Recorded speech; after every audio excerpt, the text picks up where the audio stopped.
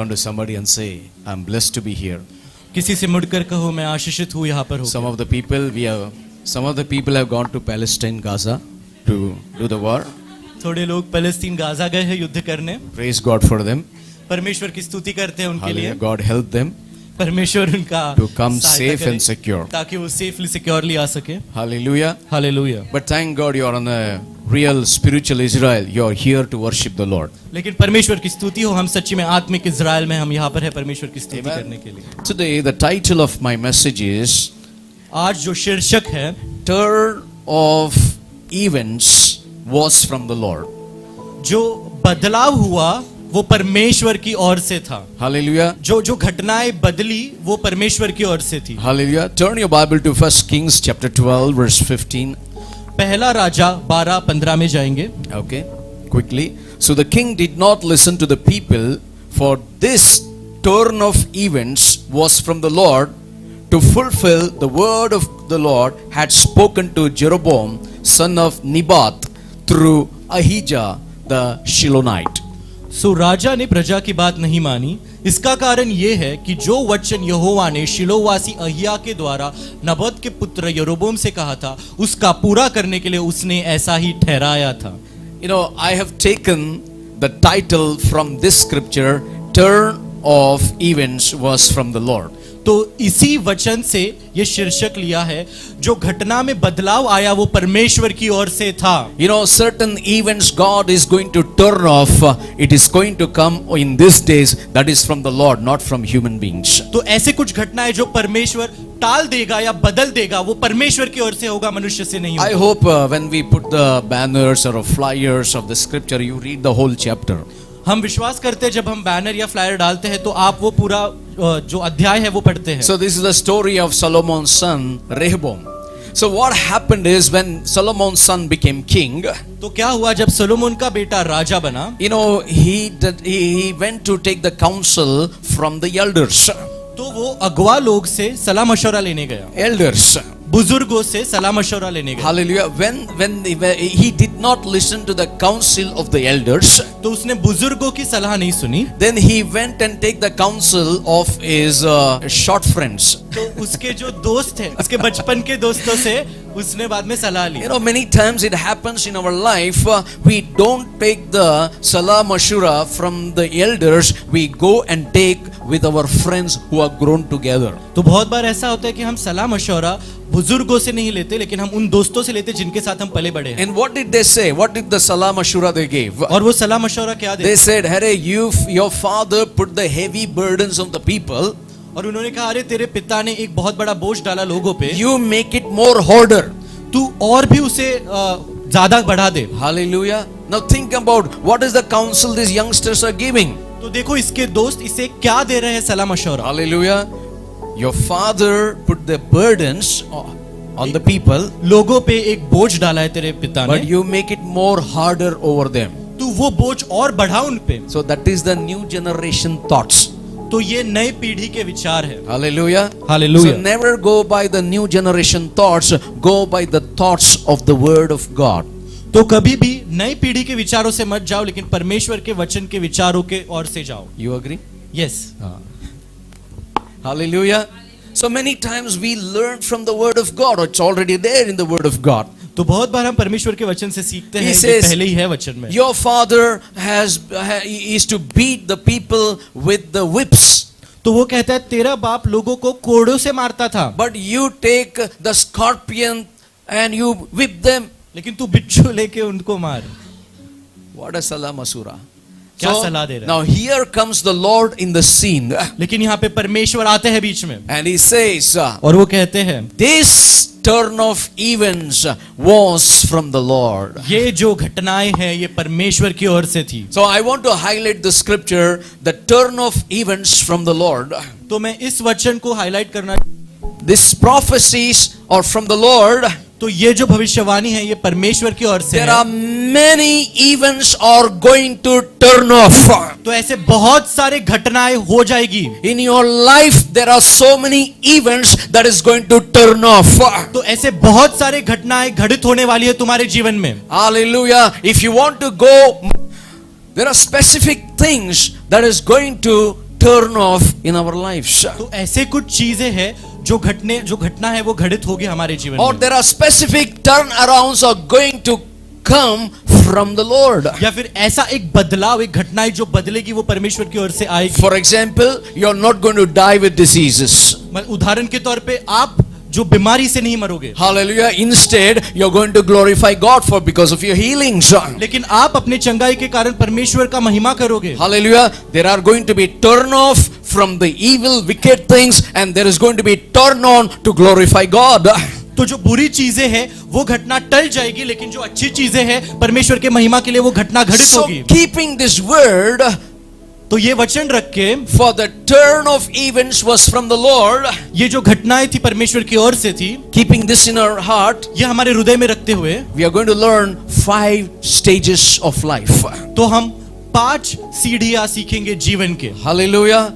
These 5 stages of life, ये जो 5 स्तर है जीवन you के, will never be the same again after listening to this voice. तो आप पहले जैसे थे वैसे कभी नहीं बनोगे ये सुन के। Hallelujah. Hallelujah. Everybody is happy when you don't die with disease. Wow. तो सब खुश होते हैं जब आप बीमारी से नहीं मरते, But instead, will you give glory to God? लेकिन उसके बजाय क्या आप परमेश्वर को महिमा दोगे? You will don't die with poverty. गरीबी से नहीं मरोगे, You will enjoy the prosperity. Will you give glory to God? तो तुम संपन्नता का आनंद करोगे, तो क्या तुम परमेश्वर को महिमा दोगे? If God wants to turn off certain things in your life, you need to be ready to glorify Jesus. यदि परमेश्वर कुछ घटना आपके जीवन में लाने वाले हैं तो आपको तैयार रहना है परमेश्वर की So महिमा we're going to करने learn को। 5 stages of our life. तो हम 5 स्तर सीखेंगे। Hallelujah.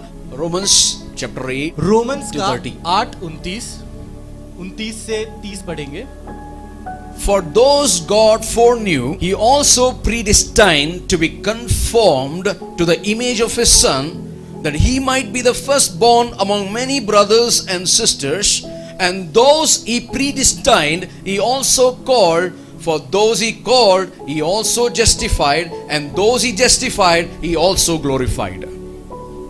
हम 29 से पढ़ेंगे, क्योंकि जिन्हें उसने पहले से जान लिया है उन्हें पहले से ठहराया भी है कि उसके पुत्र के स्वरूप में हो, ताकि वह बहुत भाइयों में पहलौठा ठहरे।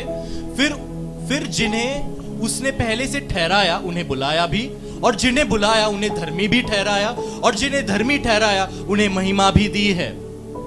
Hallelujah. Hallelujah. These are the 5 stages of life. तो ये 5 स्तर है जीवन के। Now, a person who is born again तो एक व्यक्ति जिसका नया जन्म हुआ है has only 2 stages. तो उसके सिर्फ 2 ही स्तर होते हैं। A person who is not born again, एक व्यक्ति जिसका नया जन्म नहीं हुआ है, is only having 2 stages in his life. उसके जीवन में 2 ही स्तर होते हैं। One is birth, एक है one is death. जन्म और दूसरा है मृत्यु। From the womb to the tomb. तो फिर गर्भ से कब्र तक। Hallelujah. A person, I repeat that one. A person who is not born again, एक व्यक्ति जिसका नया जन्म नहीं हुआ है, he is having only 2 stages in his life. सिर्फ उसके जीवन में 2 ही स्तर होते हैं। One is born and one is death, birth and death. एक है जन्म, दूसरा है मृत्यु। From womb to the tomb. तो गर्भ से कब्र तक। But a person who is born again, लेकिन एक व्यक्ति जिसका नया जन्म हुआ a है, child of God who is born again, एक परमेश्वर का एक संतान जिसका नया जन्म हुआ he है, has 5 stages in his life. उसके जीवन में 5 स्तर होते हैं। In the book of Job we read, अय्यूब में हम पढ़ते हैं, he only speak about 2 stages. तो सिर्फ 2 स्तर के विषय में कहा गया है। What did he say? क्या कहा? Job says, naked I came, naked from my mother's womb, I will go to the tomb naked. उसने क्या कहा? मैं माँ के गर्भ से नंगा आया और मैं कब्र में भी नंगा ही जाऊंगा। Hallelujah. Hallelujah. That is, Job is talking 2 stages of life. तो अय्यूब 2 स्तर के विषय में कह रहा है। But in the New Testament, लेकिन नए वचन the Holy Spirit says to the church, पवित्र आत्मा कलीसिया से कहता है, turn to somebody and say, God is speaking to me this morning. किसी से मुड़कर को परमेश्वर मेरे से बात कर रहे हैं सुबह। All my events are going to switch off now. सारी जो घटना है वो बदल जाएगी मेरे जीवन में। Hallelujah. I will not say like Job, naked I came, naked I go. तो मैं अय्यूब जैसा नहीं कहूंगा मैं नंगा ही आया और नंगा ही जाऊंगा। Because I am a New Testament man of God. क्योंकि मैं नए वाचा का परमेश्वर का संतान हूँ। I am a child of the New Testament. तो मैं संतान हूँ नए वाचा का। The Holy Spirit said to the church, पवित्र आत्मा ने कलीसिया से कहा, God has not called you to come naked and go naked. पवित्र आत्मा ने कहा कि मैंने तुझे सिर्फ नंगा आने और नंगा जाने के लिए नहीं Because बुलाया, God has saved you to do extraordinary work in your life to bring glory to Jesus. क्योंकि परमेश्वर ने आपको चुना है अद्भुत काम करने के लिए, ताकि आप यीशु के नाम की महिमा हो, So that your life will bring glory to Jesus. कि आप अपने जीवन से परमेश्वर की महिमा लाओ। To have these 5 stages in life, तो ये 5 स्तर होने के लिए you need to have access with Jesus Christ. तो आपको यीशु मसीह के साथ वो एक्सेस होना जरूरी If you है। don't have an access with Jesus, तो यीशु के साथ वो प्रवेश नहीं है, you cannot walk in these 5 stages of life. तो आप इन 5 स्तर में नहीं चल सकते। Hallelujah. If you want to walk in the 5 stages, अगर आपको इन 5 स्तरों में चलना है, you need to have access with the Lord. तो यीशु मसीह के साथ एक्सेस होना So जरूरी है। how the access comes? तो ये प्रवेश कैसे आता है? Only when you receive Jesus Christ as your Lord and Master of your life. वो तभी आता है जब आप यीशु मसीह को अपने जीवन में उद्धारकर्ता और सेवियर के तौर पे आप उसको अपनाते हो। If you keep relationship with Him, He will say, "Come to my house," अगर आप एक नाता रखोगे तो मैं कहूंगा आओ मेरे घर पे, and then you have access to His fridge. तो आप उस फ्रिज के लिए अनुमति मिलता है। You come to His house, you go from His house, you go to His kitchen, you go to His bedroom, you go to every place. तो आप मेरे किचन में आओगे, बेडरूम में आ सकते हो, आप पूरे जगह पे आ सकते हो। But when I don't have relationship with Him, लेकिन जब एक नाता ही नहीं है, I don't have access to His room. तो इस कमरे में अनुमति ही नहीं है, I don't have access to His kitchen. तो किचन में आने की अनुमति ही I नहीं don't है, have access to His house. घर में आने की अनुमति ही नहीं है। In the same way, if you don't keep the relationship with Jesus, वैसे ही अगर आप यीशु के साथ नाता नहीं रखते, so how can you have access with all the life 5 stages? तो इन 5 स्तरों की अनुमति कैसे मिलेगी आपको? Hallelujah. Hallelujah. Now you understand? अभी आप समझते हो? Many people in the church, they don't keep relationship with each other. बहुत से लोग ऐसे कलीसिया में एक दूसरे के साथ नाता नहीं रखते। Forget about keeping the relationship with other. Do you have relationship with Jesus? लोगों के साथ छोड़ो, क्या यीशु के साथ नाता है? Only when you have relationship with Jesus, सिर्फ वही जब आपका यीशु के साथ नाता होता you है, have access for all that He has. तो आपको अनुमति है उन सारी चीजों को अपनाने की जो उसमें है। When we go to school earlier, जब आप जब भी स्कूल मैं में छोटा जाते, था, जब पहले स्कूल में जाया करते थे, teacher is to call our names in the attendance, तो टीचर अटेंडेंस में हमारे नाम बुलाती थी, and they used to call Manoj, और वो कहते थे Manoj, present sir, present sir, Donald, Donald, present sir, present sir, Alicia, present sir. Most of us हम में से know the बहुत लोग- teacher by attendance, हम टीचर को, शिक्षक को सिर्फ अटेंडेंस के द्वारा ही जानते हैं, but none of us know who is the teacher. लेकिन कोई जानता ही नहीं वो शिक्षक है कौन। Why? Because we don't have relationship with the teacher. क्योंकि शिक्षक के साथ एक नाता नहीं। Hallelujah. Hallelujah. When you say I know Jesus, जब आप कहते हो मैं यीशु को जानता हूँ, do you have relationship with Jesus? क्या आपका यीशु के साथ नाता When है? you have a relationship with teacher, जब शिक्षक के साथ एक नाता होता है, you get revelations from the teacher. तो आपको शिक्षक से प्रकाशन मिलता है। Many people, they come to church, बहुत लोग कलीसिया आते हैं, they worship in the church, वो कलीसिया में आराधना करते हैं, but unless you're not connected with the Father God, लेकिन जब तक आप पिता से नहीं जुड़ते, unless you're not connected the Father in the house, जब तक आप घर के पिता से नहीं जुड़ते, you will never know who is the Lord. तो आप कभी समझ ही नहीं पाएंगे कि You वो will never परमेश्वर कौन respect the है। Lord in worship. तो आप कभी उसका आदर नहीं करोगे You will आराधना never में। worship the Lord when the preaching is on. तो आप परमेश्वर की आराधना नहीं करोगे जब प्रचार चालू होगा। So you need to have relationship. तो आपको वो एक नाता होना जरूरी I है। mean to say you are not born just to die. मैं कहने का मतलब ये आप सिर्फ मरने के लिए पैदा नहीं हुए You हो। need to know God's plan for your life. तो आपको परमेश्वर की योजना पता होनी चाहिए। You आपके are जीवन में। on this earth to do something what God has called for you. तो आप इस पृथ्वी पर हो वो करने के लिए जो जो परमेश्वर ने आपको कहा है करने को। God has called you. परमेश्वर ने आपको बुलाया है। God has a plan. परमेश्वर की एक योजना God है। has a purpose. परमेश्वर का एक plan Through your life, He wants to do awesome things on this earth. परमेश्वर आपके जीवन से काफी अच्छे काम करना चाहते हैं। Hallelujah. Hallelujah. Can somebody shout hallelujah? क्या कोई तो हालेलुया कहे? I said when I was preparing this message, I said, Lord, I repent. Somewhere I lost your relationship with you.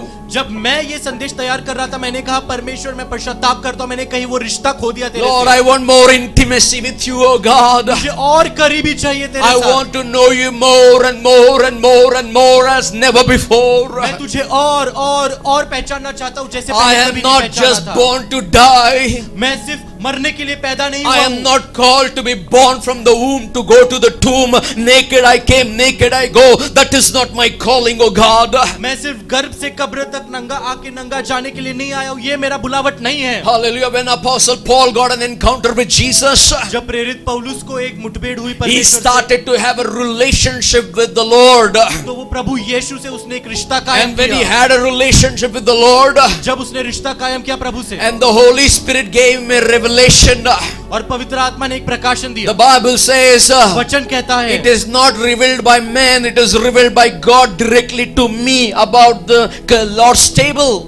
तो मनुष्य ने मुझे ये परमेश्वर के मेज के बारे में नहीं बताया, लेकिन परमेश्वर ने मुझे परमेश्वर से ये पहुंचा है। I was thinking, how does Paul know all these things? मैं सोच रहा था पौलुस को कैसे पता ये It सब। is relationship with God. God gave him revelation through the Holy Spirit. परमेश्वर के साथ रिश्ता होने के कारण पवित्र आत्मा के द्वारा उसे प्रकाशन मिला। Turn to somebody and say, I repent, O Lord, because I did not keep the relationship with you. किसी से कहो, परमेश्वर से कहो, परमेश्वर मैं अपना पश्चाताप करता हूँ कि मैंने तेरे से वो रिश्ता नहीं रखा। I am not here to born to die. मैं यहाँ पे सिर्फ जन्म लेके मरने के लिए नहीं I हुआ हूँ। came naked, I'll go naked. That is not my statement, oh God. मैं नंगा ही आया हूँ और नंगा ही जाऊंगा, ये मैं That नहीं is the कहता। devil saying, I came naked, I'll go naked. ये तो शैतान की बात है कि मैं तो You नंगा and ही I नंगा are ही born जाऊंगा। of the Spirit. तुम और मैं आत्मा You से and जन्मे I हैं। are born of God. तुम और मैं परमेश्वर से You जन्मे and हैं। I are filled with the Holy Spirit. तुम और मैं पवित्र आत्मा से We भरे are हैं। called for a purpose. हम एक मकसद के लिए There बनाया is a गया है। plan of God. परमेश्वर की एक योजना Don't है। ever stick to the chair. Get out of the chair and say, Lord, use me. I want to have more relationship with you. सिर्फ कुर्सी से चिपके मत रहो, लेकिन उठ के कहो, परमेश्वर तू मेरा इस्तेमाल कर, मुझे तेरे साथ और रिश्ता Now, बनाना है। five stages in your life. तो 5 स्तर आपके जीवन में। When you're born of the Spirit, जब आप आत्मा से नया when you're जन्म born पाते हो, again, जब आपका नया जन्म होता there is a divine connection of relationship with the Lord. है, तो एक अलौकिक एक जुड़ जाता है रिश्ता परमेश्वर के That's साथ। what Romans 8:29 says. Number 1, mark in your Bible, for whom he foreknew. इसके लिए रोमन्स 8:29 का कहता है, इसमें आप इसे आप मूर्छित कीजिए, क्योंकि जिससे उसने पहले से जान लिया। That is number 1 stage, life stage number 1. ये पहला स्तर, जिसे उसने पहले से जान लिया। Foreknowledge. पहले से जानना, Foreknowledge पहले से जानना means God foreknew us. मतलब परमेश्वर ने हमको पहले से ही जान लिया था। What does it mean? इसका मतलब क्या है? Even before the foundation of the world, of this earth, the Lord knows you. इस पृथ्वी के नींव डालने से हाँ। पहले भी परमेश्वर आपको जानता है। You are in the mind of God. आप परमेश्वर के मन में हो, That's why you are on the earth existing to glorify Jesus. इसके लिए आप पृथ्वी पर हो, पर यीशु मसीह का महिमा करने Can के लिए। somebody turn to somebody and say, yay, God knows me before I was born. क्या कोई किसी से मुड़कर कहूंगा, परमेश्वर मुझे मेरे पैदा होने से पहले से जानता है। God knows me before the foundation of this earth. परमेश्वर मुझे जानते हैं नींव डालने से पहले। Hallelujah. Hallelujah. Do subscribe to our channel and never miss an update from us.